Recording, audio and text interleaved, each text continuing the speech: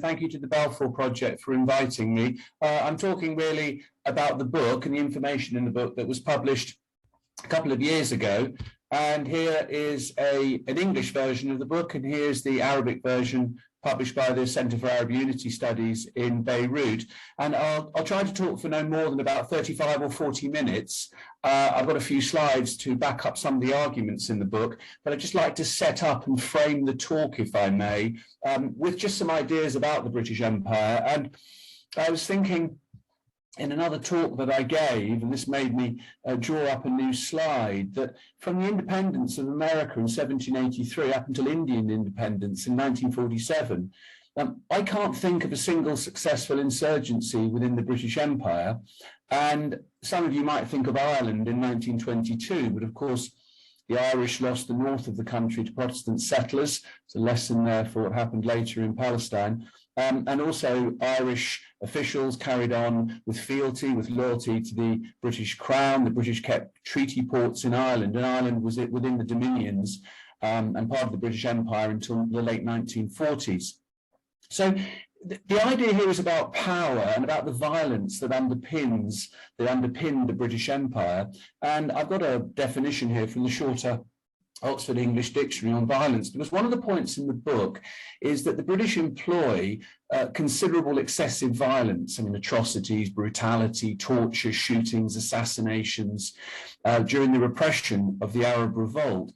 But the point in the book is that the extreme violence is less important and is less profound than the violence that underpinned the British Empire and which was embedded fundamentally in legal and administrative structures. So here, with the quotation, restriction or alteration of natural action, behaviour or inclination, undue or enforced constraint, the abuse of power to persecute or oppress. The first part of my talk deals with the last part of my book, military power and the effects of military power. But the fundamental thesis is that the British set up a lawfare, if you like, rather than warfare. And this is used, this colonial architecture, which is largely legal in form, to repress the Palestinians. And it's done in a fundamentally non-lethal way, although casualties are high in the Arab Revolt, relatively speaking, they're fairly low. And also the pacification is directed more at property than people. So the British Empire is very powerful because of the way it moderates violence. And what can come out from the book is excessive violence. But the argument of the book is really how the British manage violence. It might be excessive, it might not. But the British turn the violence on or off as is required. And they do this very effectively in Palestine. And the British military is very effective in doing what the British government in London requires, which is defeating the Palestinian insurrection before the Second World War to release the British Army to fight in Europe. So the arguments of the book are really about lawfare, about law and administration. These are the bedrock of Britain's pacification. Lawfare, if you like, rather than warfare. It's not a phrase that I came up with. It comes out of David Edgerton's book on the British warfare state, obviously a play on welfare state. I talk a little bit at the end of this talk about the variable of resistance, because the British seek loyalist collaborator forces within both the Jewish and Palestinian communities. But the resistance is the variable against a colonial power that, roughly speaking, executes pacification in the same way across the empire. Now, the pacification changes from the late 19th century, the high renaissance of eliminationist, racist small wars, to the managed brutality of imperial policing in Palestine in the 1930s. So the British gradually moderate what they do. The League of Nations changes what the British do. Amritsar changes the way the British see things. German atrocities in Belgium make the British consider what they do. But the variable is fundamentally the resistance against a very successful colonial power, which executes the pacification across the empire in similar ways. This runs on after the Second World War and becomes quite controversial in terms of recent literature from Caroline Elkins and from David Anderson, both very good books, quite harrowing reads about what the British do in Kenya in the 1950s to repress Mau Mau and the rebellion there. although interestingly, much of the worst excesses of the atrocities are committed by loyalist and by police reserve units. And there's also been movements within Malaya concerning the emergency there in the 1950s. Here you have a Royal Marine with severed heads, and here you have Malays looking for truth and reconciliation in a court case in London. And if you want the latest word on the subject, all about the British Empire and the violence, here you have it, Caroline Elkin's recent book, just published last year, History of the British Empire, Legacy of Violence. And the work I did has appeared in Tom Bateman's work on, more recently for the BBC, in terms of apologies being sought for British war crimes in Palestine, which might interest some of you listening in today. And Tom Bateman picked up on some of the more violent, more abusive elements of British military action in Palestine in the 1930s. In particular, he picked up on an attack that the British military launched in late 1938 on the Palestinian village of Bassa. It's not there anymore, it's now in Moshav, up near the Lebanese border. And at Bassa, the British both shot people, tortured people, but also blew them up under a bus. So it was a contrived explosion which killed 20 to 30 villagers. So they weren't rebels, they weren't fighters in any way. And this was a punitive raid launched against a village that was near an incident where a mine blew up a British military lorry, killing 4 soldiers.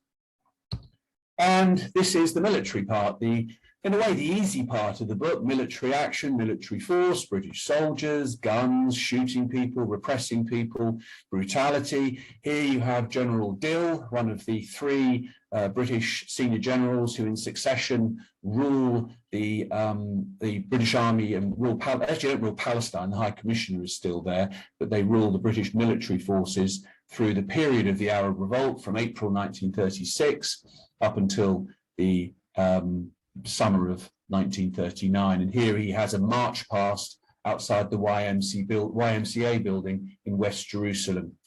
Let's get my watch out here.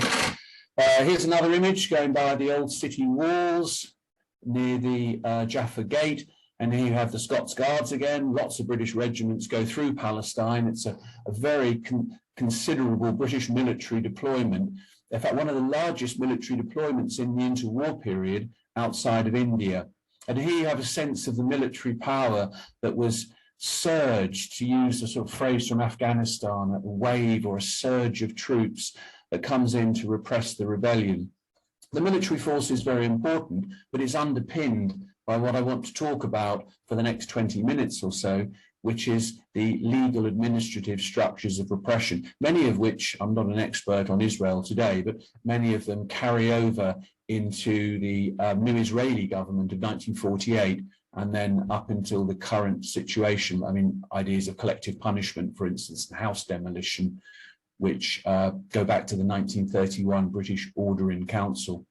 The surges of troops are quite considerable, but if you stretch your minds beyond Palestine to Europe, the British have to deal firstly with the Abyssinia crisis with Italy in 1936, and then there's the Czechoslovakia crisis in late 1938, which isn't solved until September 38.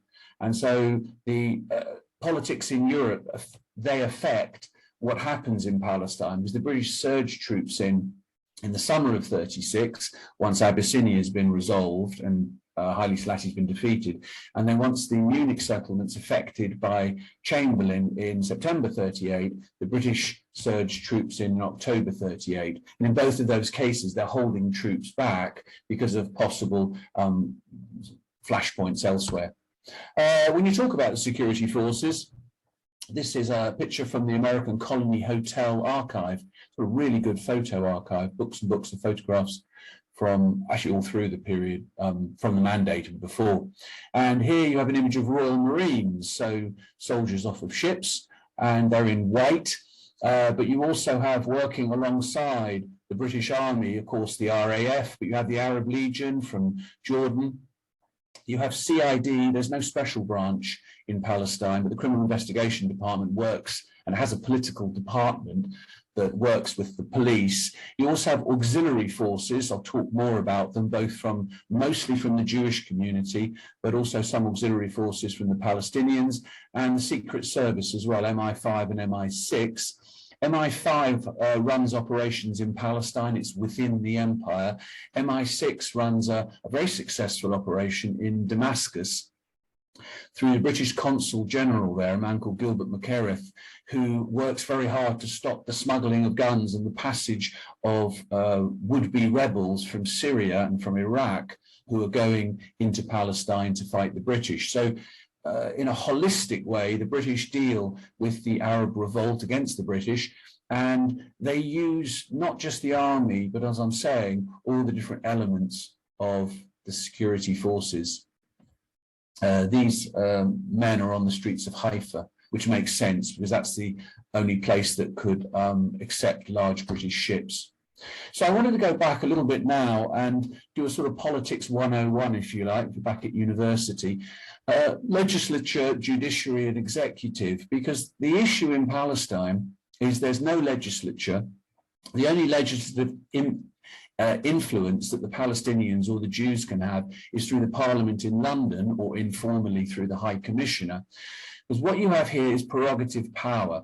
There is no restriction or no influence on the High Commissioner from the local community through the normal balance of power, the checks and balances that you would have in a Western political system. The one exception is the judiciary, but in the June of 1936, as I'll show you in a moment, the British destroy a large part of Jaffa.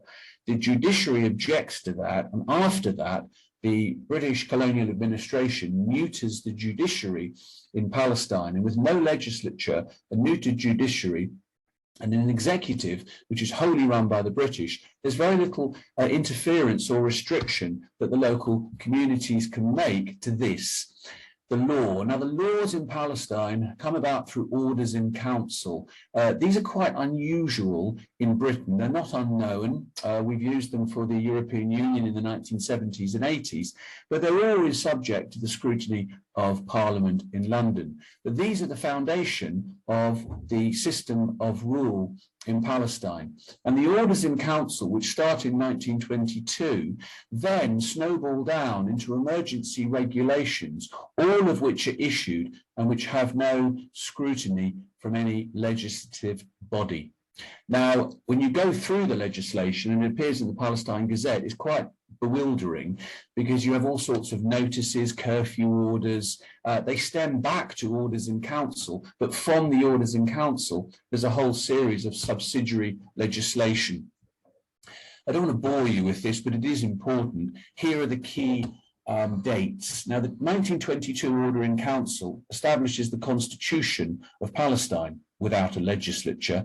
There are two mooted legislatures in 1923 and in 1935.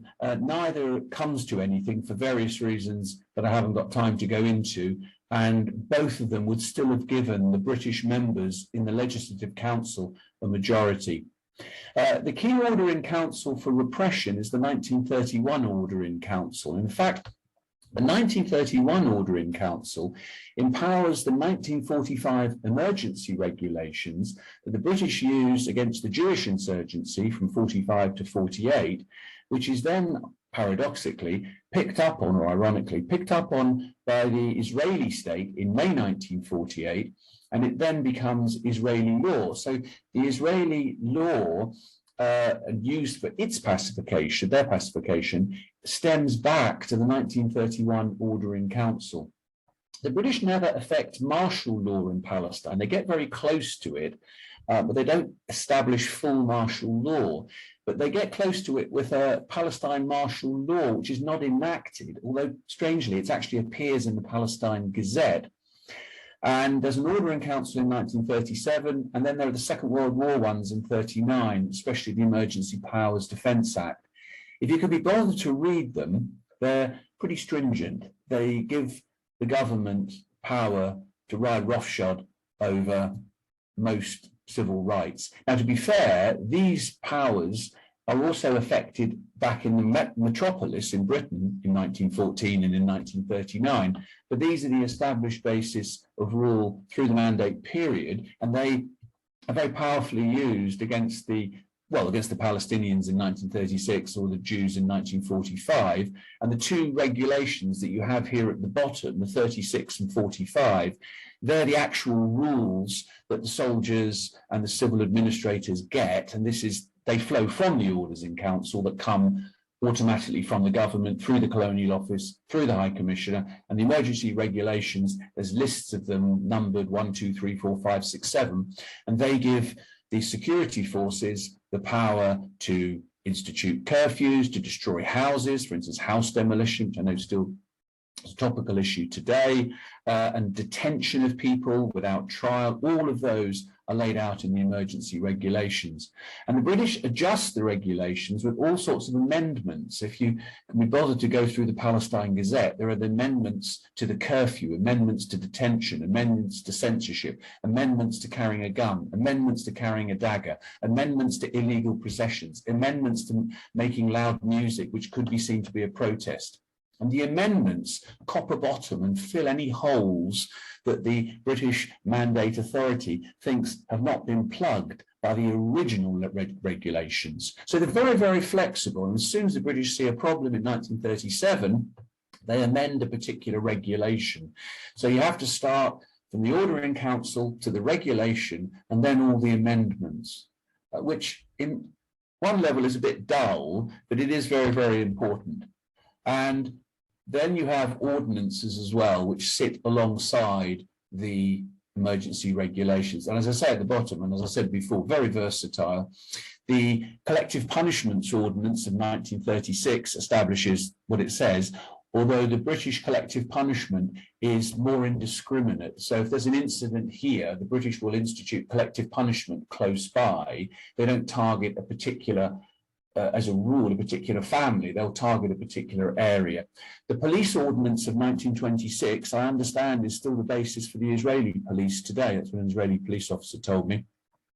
They have a press ordinance, which is very strong in censorship, controlling telephones, controlling the publications of newspapers, controlling the import of newspapers, which are critical of the British, and they also control the immigration of, or the coming into the country of any journalists from abroad. And the Criminal Code Ordinance of 1936 brings together a lot of pre-existing Ottoman laws, which stem back to Napoleonic Code, some English case law. It brings it all together in a common criminal code. And the result is hangings here. And this is an Arabic cartoon, which was handed out in the marketplaces. And you can see the Arabic translation below from the Central Zionist Archives.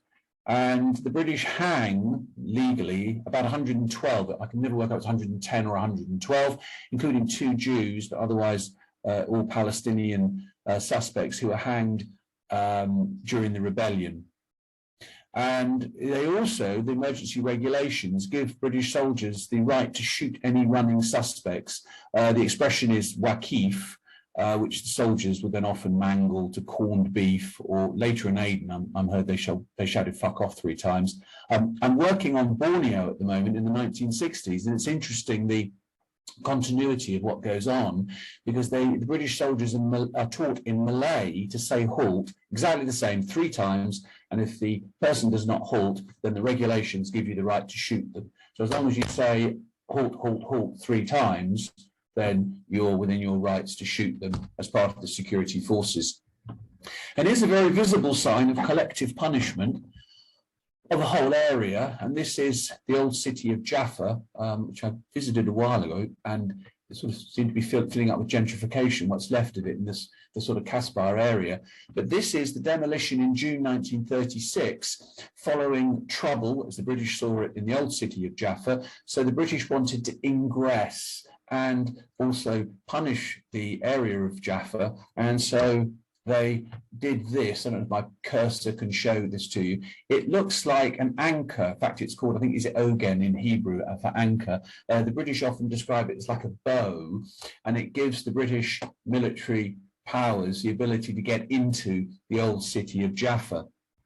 But this demolition was perfectly legal within the emergency regulations established in April 36. And it's interesting that when the Arab Revolt starts, in April 1936, the same evening, the British enact the emergency regulations. So they're primed for any trouble. The regulations are there, and they are able to use them very quickly for pacification. And this is what pacification looks like on the ground. Here are 3 soldiers blasting trumpets to signal that there is going to be another explosion. And the destruction in Jaffa is the most visible and the most sort of powerful image of collective punishment and house demolition. But if you look pro rata at the smaller villages where the British destroy buildings, the demolition pro rata is worse in some of the small villages because they destroy, say, half or 3/4 of a small place. And so fewer houses overall are destroyed, but more of the conurbation is destroyed. The British remove people, not always, but they remove people from the building. The Royal Engineers come in and blow up the buildings. Sometimes the British make the Palestinians destroy the building themselves, brick by brick. It depends on the regiment, depends on what's going on. But my point to you is it's all perfectly legal. As is this searching. Now, searching can just be searching, but the British would also label some searches punitive raids. Now, these were legal not simply under the emergency regulations, but also under the law that guided soldiers. Now, this was the King's regulations, but more importantly, the Manual of Military Law, which had been updated in, I think, 1931. And the Manual of Military Law gave soldiers the legal right to use any power necessary to repress a rebellion, especially in the colonies. The law was different back in the metropolis, back in Britain, but pretty much any level of force was allowable in the peripheral areas across the empire. Now, this is a good photo of what went on across a lot of Palestine, which is just smashing things up. The British would break cabinets. The soldiers didn't always like doing it, but the officers, when they got the men going, there was a kind of a red mist would descend, and the destruction could be really quite immense. And of course, curfew orders. This is one that was on a display at the American Colony Hotel. It's not there anymore, but I scanned it in from the archive. And here you have it in English and Arabic and Hebrew. And the curfew orders were a very impressive way and a very extensive way that the British could control movement, mostly, but not exclusively, at night. And during the day, the British would also institute curfews if necessary, sometimes for 2 or 3 days, then releasing it for an hour so people could go out and get food. Sometimes they would be nighttime ones that they would vary. Sometimes they would be daytime curfews. At other times, the British would issue curfew orders along certain vital arteries like roads or railways. So each side of the road or the railway, there'd be a curfew order, and if anyone was in that area at these times, they could be shot. Now, sometimes they were shot, sometimes they were arrested. It depended whether it was the police or the army, depended on the mood of the regiment, the local soldiers. The curfew order, along with the right to shoot someone after you've shouted halt, halt, halt 3 times in Arabic, which of course British soldiers don't understand, so they've just learned the phrase, they have to remember it. It's a powerful way of control. And that's my point really about the pacification. The pacification is about controlling people. They control petrol. They issue ID cards so you can't travel without ID cards. There's curfews, there's detention. They restrict all sorts of issues of permits.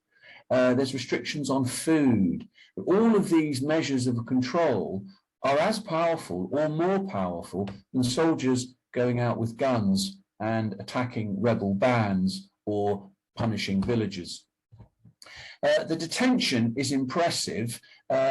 this is Akka jail. The main internment camp is north of Akka, but the British also detain people in the Negev desert, and they detain them at the south, at the time is the very large British military base at Sarafan. They also detain them at police stations. They detain them in Tegat forts, some of which are now Israeli police stations. They also detain them in the countryside in work camps, which they're not really on the books, they're not concrete structures. They also detain Palestinians in army camps, and often they use them as free labor. They also banish people from one area to another, so that they, actually rather like Italian fascists used to do, they banish people to the southern part of Italy, they banish them to another part of Palestine. So there's a whole archipelago of detention across Palestine. I don't think it's a gulag, because it's not fundamental in the way the gulag was in the Soviet system, but certainly for the period of the revolt, there's an archipelago of an architecture, an archipelago of prisons that once the revolt ends, it's closed down. But detention's a very powerful tool, and it's willy-nilly. I mean, the army, you can see jokes in soldiers' papers about we're just detaining anybody, any able-bodied man or woman. There's a women's prison in Bethlehem. There's a section in the book on the experience of women in the Arab Revolt. But the soldiers will say, they'll often make comments that someone's got a bad squint or an ugly looking face, he's likely to get arrested. But at other times, the soldiers take the arrested people to the local colonial official, and the colonial official just detains them just one after the other. And the detention period can be renewed. So you'll have people who'll be in jail. They don't come before a court. There's no habeas corpus. There's no trial, and they'll be in detention for 2 or more years. And also, people who are detained are released, and then other elements of the security force will arrest them. So they'll be released from Akka jail or Sarafan, and then the police will arrest them and take them somewhere else. There are also secret detention camps. There's one on the Allenby camp. It's called Talavera, which is a battle in the Peninsular War. And it's a sub-part of the Allenby barracks, which is in the southern part of Jerusalem. It's now a housing complex. And there they had a torture house. So it was a separate secret detention centre in a police area, but is in a military part, so police military part of the camp. It's rather like the Al-Biyar torture centre in Algiers in the Algerian War of Independence, but without the automatic execution post-torture, which seemed to be common in Algeria. And there are limits to the violence of the British. And so here is a list of the detention that came in many forms, really just summing up what I've said.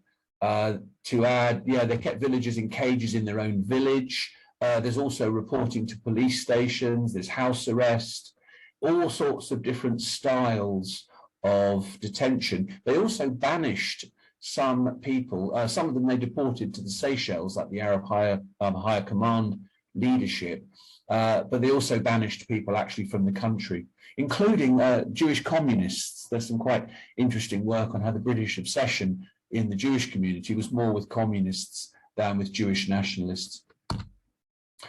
And here's one of the results: starvation. By late 1936 for the American Colony Archive. Here's a nurse handing out bread, and there's a real problem with poverty, dislocation, social dislocation, homelessness, hunger. It doesn't extend to famine, but it's a very difficult time. And of course, this has an effect on the Palestinian community when it comes to the next war with Israel in 1948. And it's about control. Here's a nice image of one of the gates going in, on one of the gates going into the old city of Jerusalem. Here you can see some schoolgirls coming in, and here you can see the little needle eye, the door that's going to let people in and out. And later on, they put barbed wire at the top. So control. And here you have control with dogs. Interestingly, the man at the back is from South Africa. They brought in South African handlers for tracker dogs. The dogs were used largely for tracking rebels. It wasn't for sniffing out explosives. Here you have a Palestine policeman, and on the right you have two British soldiers in shorts, Lee Enfield rifles, and the old-style hats. And this is just outside the Jerusalem city walls. It's interesting, they had searchers, so they would search Palestinians, but they didn't search the women, but they had some women searchers that they would use from the Armenian community, and they also used, I think, some Russian Christians or Russian Jews, women, for the searching. Here's surveillance. Here's an army camp, searchlights ranging out over the hills near Jerusalem. And during the day, during the night, it was almost like a permanent prison, really. Curfews at night. The Palestinians had a long strike in 1936, so they were supposedly not working through the daylight hours. And the American consul in Jerusalem, he remembers how quiet it was. He says he was walking through the old city on a usually busy Thursday, and he said it's just absolutely silent, just some soldiers at checkpoints, but nobody was out. And here's a nice image on the curtain wall of Jerusalem. British officers called the Watchers. I don't know why the American colony archivist wrote that, or the person who put the photo in. Here you have 5 British officers looking out, searchlight behind them. So it's the idea of surveillance, the idea of control, and of course censorship as well. The British not only controlled, there weren't that many telephones, they controlled the telephones, they also refused visas to recalcitrant journalists, and they redacted and closed newspapers. So if you read the Arabic press of the time, you'll get to the March issue of a paper, and then you'll think, oh, they've missed out. The next issue is October. And you're looking through and go and see the archivist. Where are the issues from April to September? Nothing. The newspaper's been closed down. They also made newspapers publish information that was favourable to the British government, and some parts of the newspapers will be redacted. The newspapers weren't allowed to publish anything about Hajj Amin, about any of the operations of the British Army in the countryside, and one of the Hebrew language newspapers got into trouble because it redacted so much. It was almost as though they were making fun of the authorities, so the authorities pushed back against them. The censorship was a very important part, and control of information. And just sort of moving a little bit towards the end about resistance, resistance is not the main part in the book, but it forms 2 chapters. And in fact, I start the chapter with Al-Qassam, and the resistance is the variable against a colonial power that executes pacification in a fairly consistent way. And the argument in the book is that the resistance is incoherent. Now, there are 2 very good resistance leaders. One is Al-Qassam, and the other one up on the right, topless, is Fawzi al-Qawuqji. Qassam is killed in 1935. Qassam fights, Fawzi al-Qawuqji fights for about a 7-week period in September, very late August to October 1936.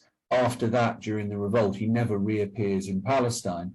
So the leadership devolves to Hajj Amin al-Husseini on the bottom left, who in 1937, he flees, or in some accounts, the British police let him leave and he goes to Beirut, to Lebanon. And the leadership is very poor, although the resistance of the Palestinians is very strong. There's a question here about the need for disciplined leadership. And I take you back to the comment in the first slide, which is, I can't think from the American Revolution till the Second World War of any power, any insurrection that was organized enough and powerful enough to defeat the might of the British Empire, the largest empire the world had ever seen. Fawzi al-Qawuqji is interesting. The British engineer his escape in October 1936 when there's a ceasefire, precisely because they know, Fawzi al-Qawuqji, they engineer his escape. So they want to get him out of the country because he is an effective leader. And Al-Qassam is interesting because I've heard anecdotally, but I didn't put it in the book, that when he has his final battle in November 1935 against the British police, with the head of British CID flying in a light plane overhead, they're determined to destroy this key resistor to British rule. When they capture him, one of the stories is they just shoot him, so he's not shot in battle. I mean, they execute him. They want to get rid of him because they know that he is such a threat in terms of insurrection within Palestine. And I do mention in the book, I'm no expert on Vietnam, but I was struck by the power of Mao Zedong's thinking from the 1930s, picked up by the Viet Minh and then the North Vietnamese and the Viet Cong. And I have an image here of Ho Chi Minh, because comparing what happens in Palestine to what happens in Vietnam is comparing chalk and cheese, two very different insurrections. And the discipline of the communist resistance, both against the French and then against the Americans, stands in stark contrast to the inchoate forms of resistance put forward by the Palestinians. Reading the accounts of what happens to the ordinary Palestinians at the sharp end of British pacification, it's hard to wonder what the leadership in both the national committees and the Arab Higher Committee were thinking in terms of how they launched the insurrection. Because although there are elements of disciplined insurgency with the Palestinians, it's certainly not enough to overcome the British. And of course, divide et impera, divide and rule, which the British are so skilled at doing all across the empire, all through time, most recently up into Northern Ireland and the war in the 1970s and 80s, where the British security forces infiltrate so successfully the dissident insurgent Republican groups. And here you have the collaborators. Very famously, this is the British general in charge giving a talk at a meeting at Yatta, the southern part of the West Bank, October, I think, 1938. And on the right, you can see here, with his fez on, you can see Nashashibi. So the British also pick up on fissures within the Palestinian community and exploit them very effectively.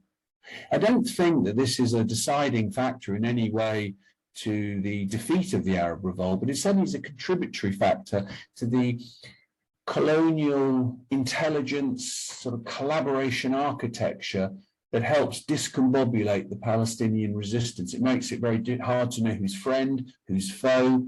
The British set up what they later called pseudo gangs, troops which are dressed up as the other side, so nobody really knows who is fighting whom.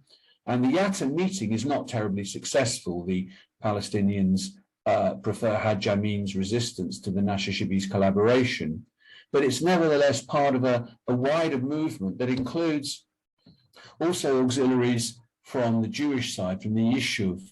And I was struck by just how many auxiliary units there were within the Jewish community. Some of these are synonymous, so they're the same names, they're different names for the same unit. But nevertheless, I found all of these different names that the British used to describe the Jewish auxiliary forces that fight alongside them. And most famously, there's Ord Wingate Special Night Squads that fight in Galilee. There's a picture of them below. In 1938. That's a pretty brutal force, but I would add that one of the reasons its operations end is partly because colonial officials complain about the excessive violence, but also the British Army doesn't like the Special Night Squads. It doesn't like the irregular quality to them. The British Army is conservative as an institution, and also doesn't like the excessive violence. One of the issues is decimation. So the Roman legions of classical proportions, the Special Night Squads will execute every 10th man, obviously decimation, but sometimes they'd execute 1 in 7 or 1 in 6, pour encourager les autres in a village, usually to stop any trouble, to encourage information, or to get guns. But the Special Night Squads are actually fairly small. The Jewish supernumerary and auxiliary police forces and settlement police forces, some of which are funded by the Jewish agency, they get support from the British, they get military training. So there's a combination here of the British military keen to repress the Arab Revolt and the Jewish community very keen to both get military training and also get support from the British military and protect their community from the violence of the Arab Revolt. But many of the future Israeli leaders, like Moshe Dayan, go through training with, in his case, the Special Night Squads, but for other Jewish leaders, it's with other parts of these auxiliary forces, some of which are full-time, many of which are part-time. And that's it. I've been speaking for 45 minutes, so you've got 15 minutes for questions. So over to you, Deanna. Hello. That was absolutely fascinating. I have been having a little nosy at the people that have been watching, and we have such an interesting group of people. So we've got Lord Cope, John Cope, who is, I believe he's the president or the patron, I'm sorry, John, I've got that wrong, of the British Palestine Police Association. He is here today. Yes. Also Anne-Marie Jasser, who, hello Anne-Marie, I love your work. She's a filmmaker. She's made one of my favorite films of all time, Salt of the Sea. And we've got Samia Houri as well, all the way from Jerusalem, whose grandson had recently been arrested. And we were following what was going on with that very closely. So just a lovely group of people with such high attendance, loads of questions. And so I'm going to get to them because I already can tell you we will not be able to get through all of them. There's been so many. But like I said, do pop them in the chat box and I will be forwarding them to Matthew after the event. I just wanted to tell you before we start the questions, a little comment from Heather Farmani. This is utterly fascinating. Thank you. It's a whole vast new historical thread for us all, which I just thought summarized what we've been hearing in the chat box and definitely what I feel. So start with a little compliment. Why not? So, I've got a question from Juliet Campbell. Were the British even-handed in their use of controls with the Arabs versus the Jews? Yes, in principle. No. Yes, in theory. No, in practice. So, if you read the emergency regulations for 1945, they're pretty much the same as the 1936 ones. So, in principle, the regulations apply to both communities in the same way. They don't treat the two communities in the same way. No. The reasons for that are complicated. The British Army. This is more anecdotal. I don't have I can't quantify this. That's more qualitative. My reading of the British Army is they prefer the Palestinians to the Jews. They are, like now you say, sort of racist or patronising, but there are more positive comments about the Palestinians, and there's a lot of anti-Semitism after 1945 against the Jews in Palestine, and also back in Britain. So I don't know that it's the British view that's really the issue. I think the issue is the nature of the resistance. So when the British try to effect the same punishment on the Jewish community after 1945, the resistance is such that the British moderate what they do. And also the British deal with what are largely European Jews, I think on a cultural level that is easier the British to understand, and they are often moderated in what they do. So on a Jewish settlement search, they'll sometimes have a conversation with one of the senior Jewish people on the settlement who'll say, look, I know you found some grenades, I know you found a rifle, but let's talk this through in a way that wouldn't happen with the search of a Palestinian village. So as I say at the beginning, they purport to be even-handed, but I'm not sure that they are now. Thank you for that. We've got a question from Salman Abu Sitta. Does the British action in Palestine in 1936 to 38 amount to war crimes or crimes against humanity? Which convention, treaty, law applies? It doesn't. It's the Geneva Convention. It's the four conventions. Where is it? 48, 49 are the key here, and they come from the Second World War. So before the Second World War, there's no international treaty about this, because the Hague Conventions of whatever it is, 1901, 1907, cover things like prisoners of war. They don't cover in international law what the Geneva Conventions that cover war crimes. So in international law, but I'm not a lawyer, and I'm sure you've got people who can much better well versed in this.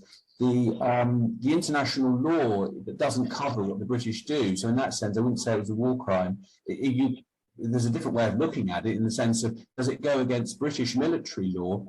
A lot of what they do doesn't go against any law.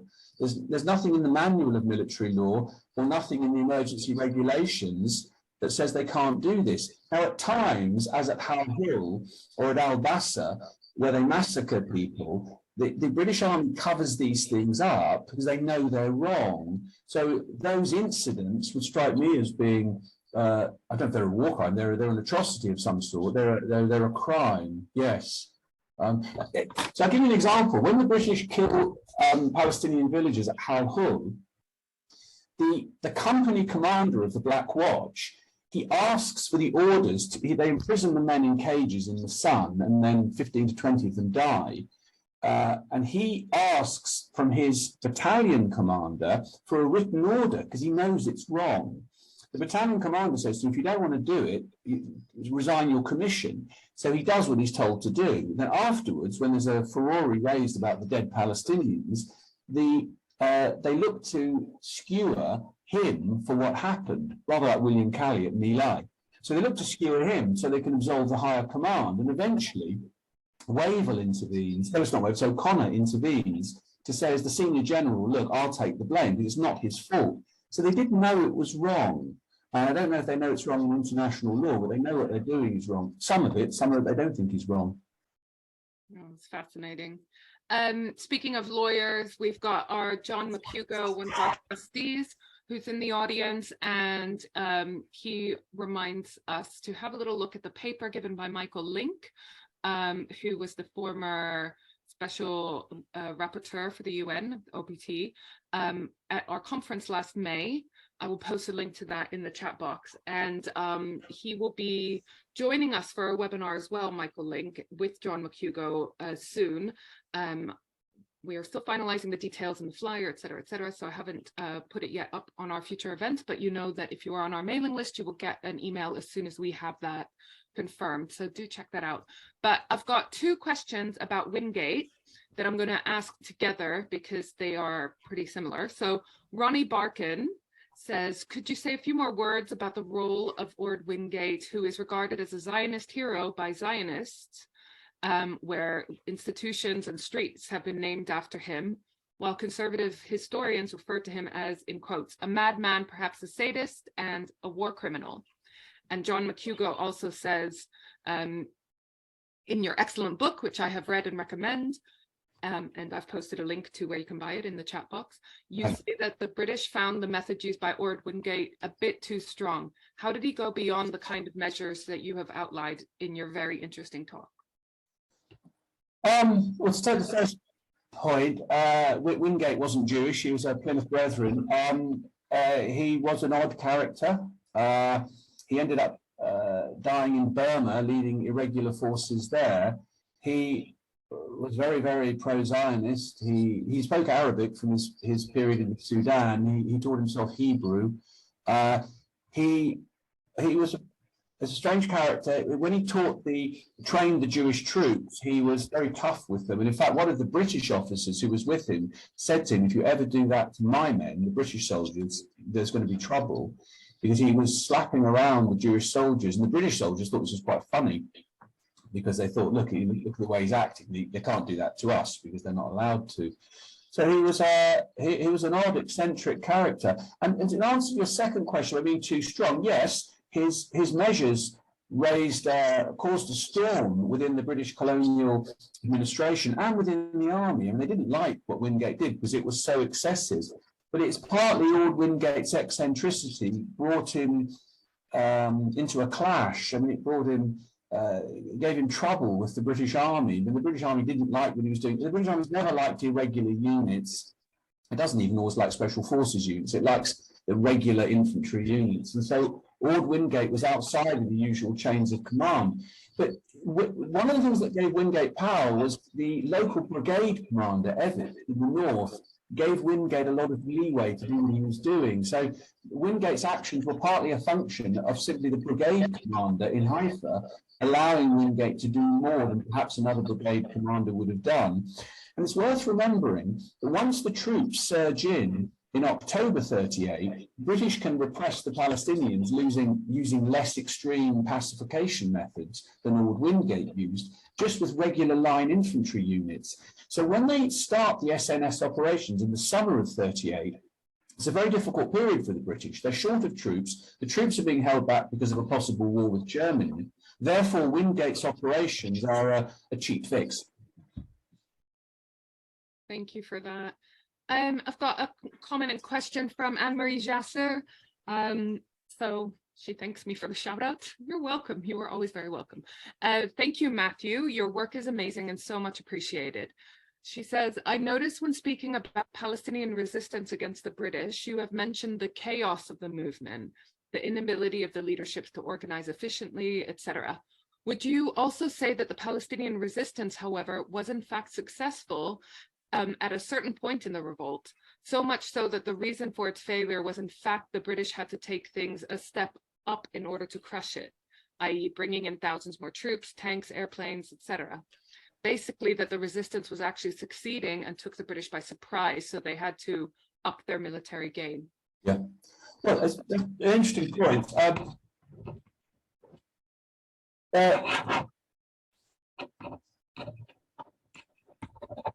Yes, the answer to the question is yes.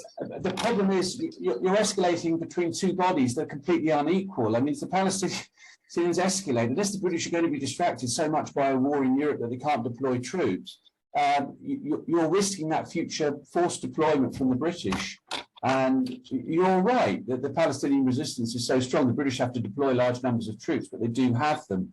I might rejig that question slightly and say the Palestinian resistance is incredibly successful, but what's very unsuccessful is the diplomacy of both the Palestinian leadership, the higher command, but also the Saudis, the Iraqis, the Jordanians, because Palestinian resistance in 1936 brings the Peel Commission. Now, the Peel Commission's conclusion to divide Palestine is not acceptable. So Qassemite gunmen execute Andrews in September, October 1937, the revolt starts again. Now, again, the Palestinians are successful because in late 38, with the Woodhead Commission and then the St. James Conference and then the White Paper, the British give up on Jewish immigration. Now, that's changed by the Second World War, by the rejection of the White Paper by the senior leadership, which I can't really comment on, it's not my area of expertise, I'm a bit perplexed by it. But it struck me that the Palestinian leadership preferred sort of nothing to something that was not everything. I mean, if you look at the Irish in 1922, they accept something that's not everything. The Cypriots in the early 1960s, they accept something that's not everything. The Vietnamese in 1954 at Geneva, they accept something that's not everything. I don't know if they could have worked the White Paper of May 39 into something else. It's a what if. But the resistance changes the British policy at two key moments. So your comments very apt. Thank you for that, and thank you for all of the fantastic questions, everyone. This is where I come to you with my cap in hand. I am posting a couple of links because we are a charity and we very much rely on our support from our supporters, and one of our main objectives is education to help power advocacy work. And that includes these webinars, which we are trying to do twice a month, you may have noticed. And if you can spare any of your income to support us, we would very much appreciate that. So I've posted a link to our donation page. Better yet, if you can sign up to be a friend, i.e. giving us a regular donation, a regular commitment that helps us with our admin, our future planning, and so forth. And you have a whole host of benefits, such as discounted tickets to our upcoming conference, which is on the website, and free tickets to other events and so forth.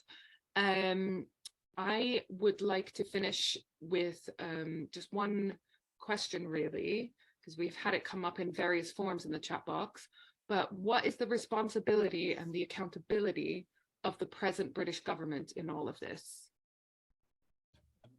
I'm not sure I'm really versed to, I can really tell you what happened in the past. The legal cases surrounding Kenya, because I've got a colleague who was working on them.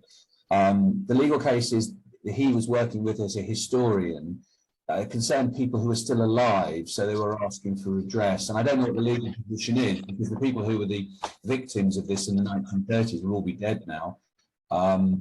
So if you're talking about legal responsibility, A, I don't know, but B, my intuitive sense is I don't know what legal case they would have in terms of connecting it to now, but that's the question for lawyers. If you're talking about more of a moral point, there's a whole reassessment of the British Empire now and the empire and what went on. So it's part of a much wider story about the repression, not just in Palestine, but in other places as well. I mean, if you read the accounts from Kenya in the 50s, they are sort of worse. I mean, the British did, some of the torture, for instance, is worse. We're cutting off people's ears, castrating people. I mean, they didn't quite do that in Palestine, although they used sort of racks, these sort of water torture, the whipping, there are accusations of hot oil, the use of drugs. This is all in Palestine. So there's kind of a continuity across the empire. So maybe, I mean, now that Kenya and Malaya are being discussed, people are going back and discussing Palestine. But in Northern Ireland, there's been sort of a truth and reconciliation following the end of the Troubles. So and in South Africa as well. So I can see why there's a need to deal with the legacy of these things that happened in the past. Whether that's legal or something that's more cultural, I don't know. But I think these are very pertinent questions now, and connect to a wider mood and a wider sense within the historical community about how we see our past national and imperial histories. Oh, thank you so much, Matthew. This was a topic that I wasn't super familiar with, and I feel much better informed now. Thank you. And like I said to everyone, I will be sharing the chat box with Matthew. So if you've got any comments, please do chuck them in there before we end this webinar. Sorry, I didn't get through to everyone's questions. There were so many and they were all fantastic. Matthew, I just want to thank you again for coming along and speaking for us, and everyone for attending. You've been absolutely fantastic, everyone. Yeah, so, I'll just say something. If people do want to email, you might want to email me, because I might check the chat box, but I'm not very sort of IT savvy. So if this is a really burning question you want to have an answer, you can always email. So I always respond to emails. Sorry to interrupt. No problem. So please do feel free to drop me an email, and I will forward it on to Matthew. I will just email my email address in, but it's Deanna@balfourproject.org. Just making sure I've spelled my name right. All right, fantastic. So I've put my email in there if you are not familiar with it, or if you don't have access to it. I will be sharing, hopefully tomorrow, a link on our general mailing list, which will have all of the recordings from today, so the audio and the video.